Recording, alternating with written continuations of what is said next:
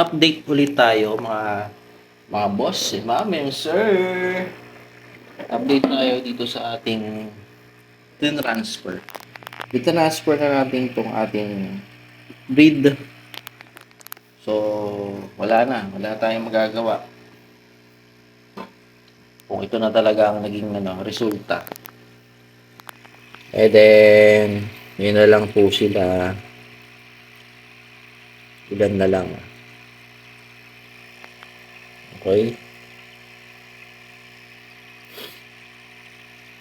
So, dati na mas marami sila. Ngayon, wala na. Kaunti na lang sila. So, hindi na natin tong napipigilan na ganyan na talaga sila.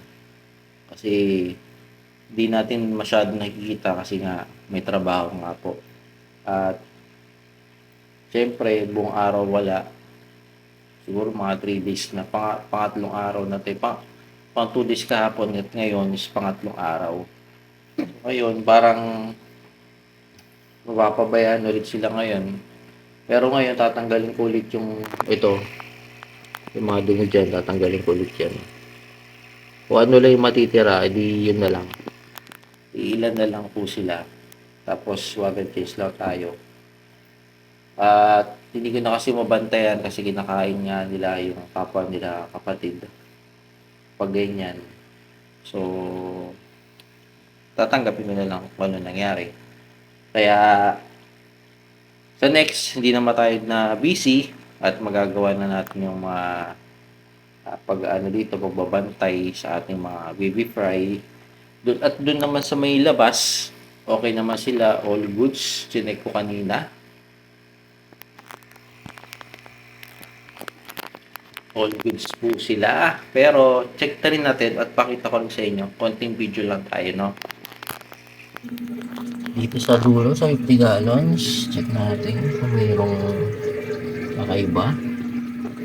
So, goods po sila, goods. Dito sa ating Ryukin. Gutom na sila o nangangingi ng pagkain, bibigyan ko sila ngayon.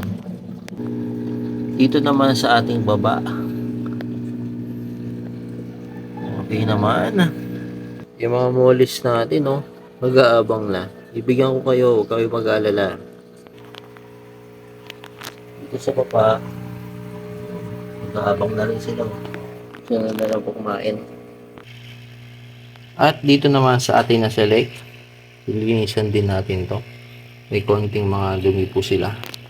No? Ito po yung mga update natin sa ating mga aquarium, sa mga maliit natin mga isda.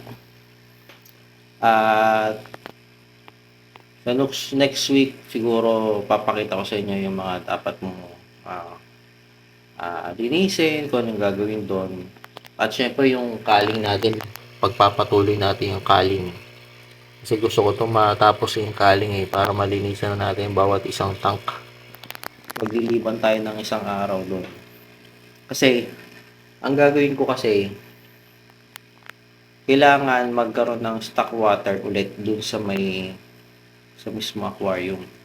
Tapos lahat na masiselect ko, dilipat natin dito sa indoor, parang ganito, ilipat natin sila dyan. Temporary na mga at least 2 days.